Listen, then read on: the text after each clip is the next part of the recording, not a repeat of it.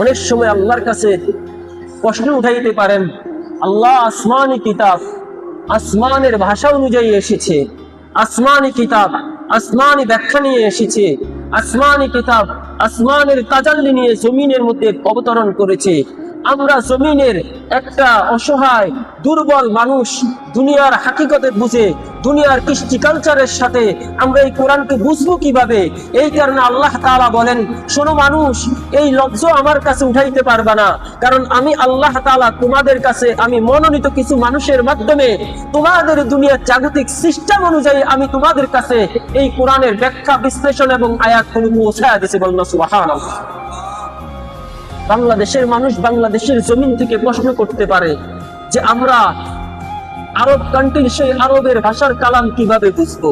এই কারণে আল্লাহ তাআলা বলেন, বাংলাদেশেও আমি খলিফা নিয়োগ করেছি, বাংলা ভাষার মাধ্যমে তোমাদেরকে কোরআন বুঝায়া দেবে। সেই আমেরিকার মানুষগুলো আল্লাহর কাছে প্রশ্ন করতে পারে, আল্লাহ সেই আরবের আরবি ভাষাগুলো আমরা আমেরিকার ইংলিশ ভাষাওয়ালা মানুষগুলো, এই সমস্ত দুনিয়াবি বিজাতীয় মতাদর্শের কৃষ্টি কালচারের মানুষগুলো, এই সমস্ত উলুঙ্গমনার মানুষগুলো আমরা কিভাবে তোমার এই কালামকে বুঝবো?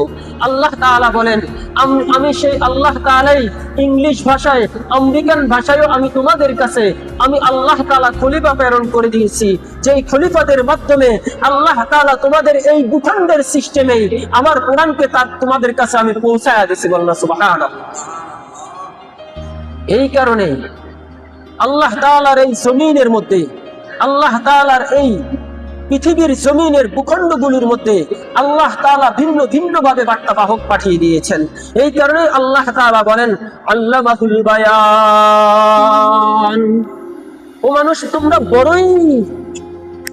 বড়ই ডেঞ্জারাস মাতাওয়াল, কারণ তোমরা সবসময় চাও দুনিয়ার মধ্যে কিভাবে কে কাকে ঠকাইবা। কাল কঠিন কিয়ামতের ময়দানের দিনেও মানুষগুলো আল্লাহকে ধোঁকা দিবে। কাকে ধোঁকা দিবে? আল্লাহকে ধোঁকা দিতে চাইবে। আল্লাহ মানুষকে জান্নাতে নেওয়ার জন্য যেই পরিমাণ উসিলা খুঁজবে, মানুষগুলো আল্লাহকে বিভিন্ন ভাবে আল্লাহর হুকুম না মেনে চলার কারণে বাঁচার জন্য সেদিন বিভিন্ন উসিলা খুঁজবে।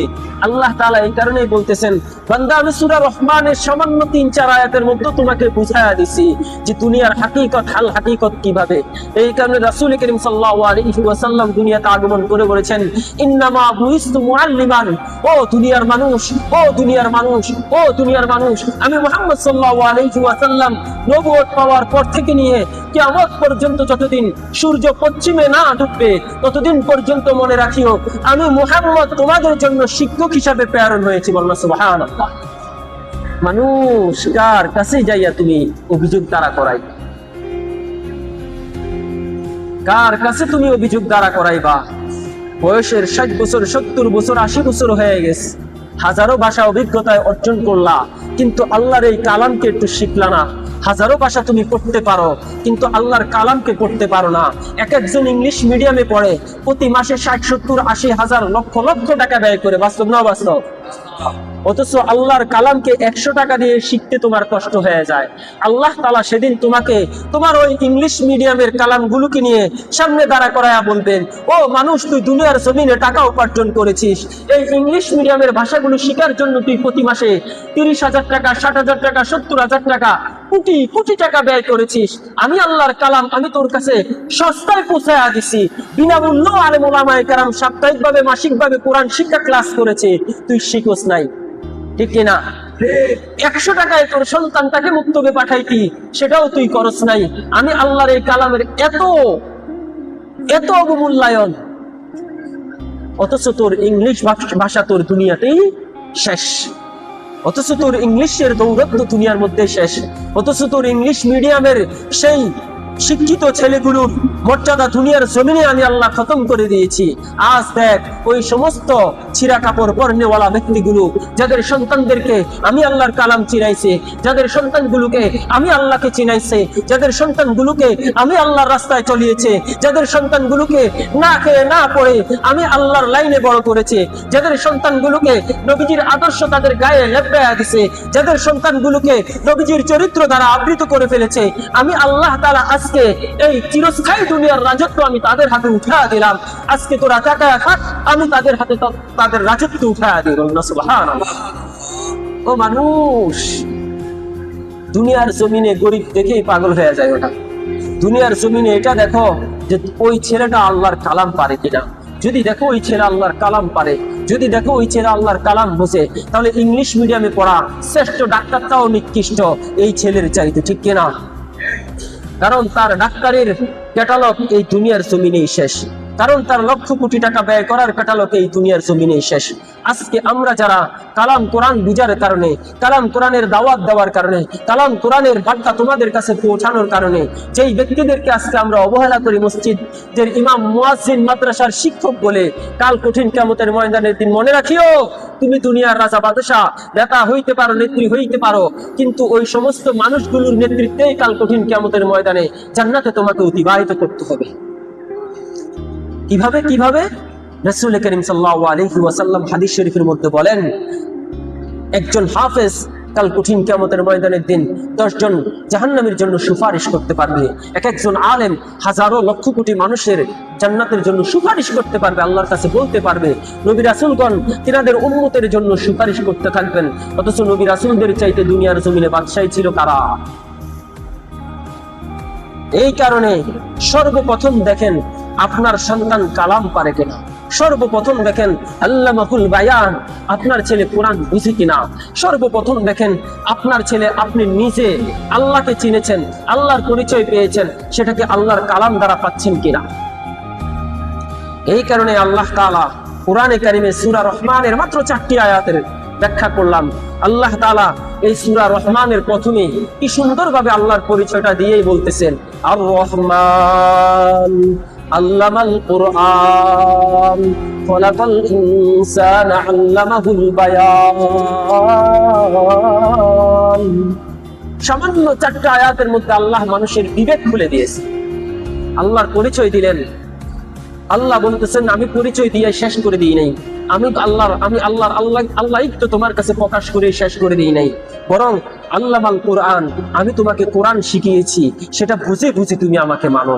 এরপরে মানুষ যখন নাফরমানি করা শুরু করে, আল্লাহকে চিনছে, আল্লাহর কালামও চিনছে, কিন্তু এরপরও আল্লাহকে অস্বীকার করতে চায়। আল্লাহ সাবধান করে কেমন জানি বলতেছে, বান্দা আমি আল্লাহ তোকে বানাইছি, তুই কোন কবুর গোলামি করছ? আমি আল্লাহ তোকে সৃষ্টি করেছি, তুই কোন রবের আনুগত্য করো? আমি আল্লাহ তোকে সৃষ্টি করেছি, তুই কোন মালিকের আদেশে তোর জিন্দেগি অতিবাহিত করো? আমি আল্লাহ তোকে সৃষ্টি করেছি, তুই কোন মানুষের ক্যাটালগে তোর নিজের 3.5 হাত বডিকে সাজাও? মনে রাখিও, এই সৃষ্টি আমি করেছি, আমি করেছি।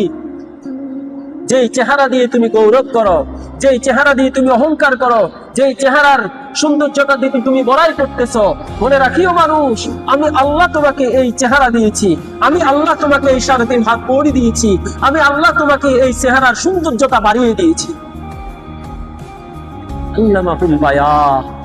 এরপরে আমি আল্লাহ তাআলা যুগে যুগে আমার ত্যাগী নবীগুলোকে, যাদের জীবনটাকে আমার জন্য বিসর্জন করেছে, যাদের চরিত্রকে আমার জন্য সাজিয়েছে, যাদের বংশের আওলাদ পর্যন্তকে আমার জন্য কুরবান করে দিয়েছে, যাদের অর্থ সম্পদ গুলো আমার জন্য বিলীন করে দিয়েছে, যাদের দুনিয়ার রাজত্বকে আমার জন্য লাঠি দিয়ে দিয়েছে, ওই সমস্ত বার্তা বাহক গুলোকে আমি আল্লাহ তাআলা যুগে যুগে তোমাদের হেদায়েতের জন্য পাঠায় দিয়েছি।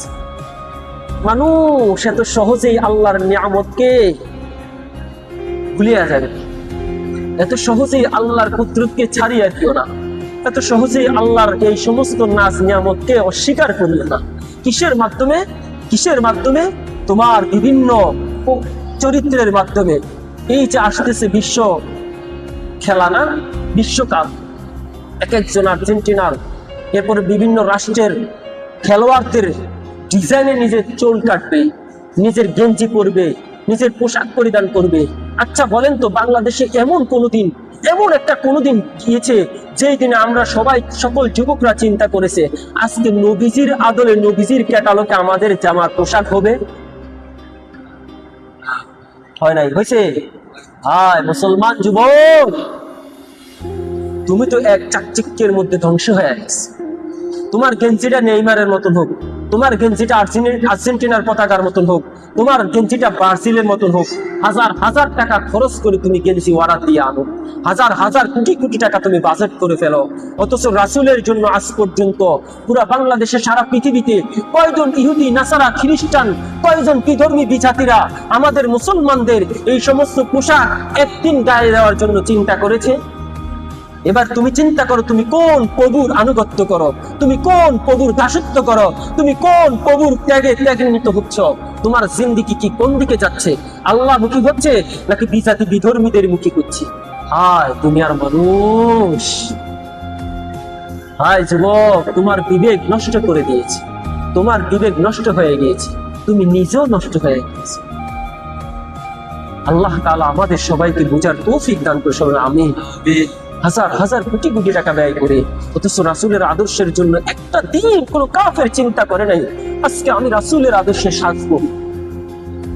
ইসলামের ধর্মের সবচাইতে বড় আইকন, আইডল, যে ব্যক্তি তার রঙে একটু রঙিন হোক চিন্তা করে। আল্লাহ আমাদেরকে বুঝার তৌফিক দান করুন, আমিন। বৃদ্ধ বাবাটাও ছোট্ট বাচ্চাটাকে হাতে নিয়ে বাজারে গিয়ে ব্রাজিলের গেঞ্জি কিনে দেয়। বৃদ্ধ মুসলমান সেই বাবাটাও ছোট্ট বাচ্চাটাকে বাজারে নিয়ে আর্জেন্টিনার গেঞ্জি কিনে দেয়, ঠিক না? চলো চলো, তোমার রাস্তাও চলতেছে, আল্লাহ তাআলার কিছু নাখান্দার অযোগ্য মানুষগুলোর রাস্তাও চলতেছে। দুনিয়ায় যাদেরকে তুমি হাবাগোবা লেবাডাবা মনে করতেছো, ওই মানুষগুলোই একদিন দেখবা তোমার নেতৃত্ব দিবে ইনশাআল্লাহ। তবে ক্ষণস্থায়ী দুনিয়ার না, বরং চিরস্থায়ী সেই জান্নাতে। আল্লাহ তাআলা আমাদের সবাইকে বুঝার তৌফিক দান করুন, আমিন। সূরা রহমানের সামান্য 4টা আয়াতের বিশ্লেষণ করলাম, আল্লাহ এগুলো বুঝে নিজের জিন্দেগিকে সাজানোর তৌফিক দান করুন, আমিন। আসসালামু আলাইকুম ওয়া রাহমাতুল্লাহি ওয়া বারাকাতুহু। যারা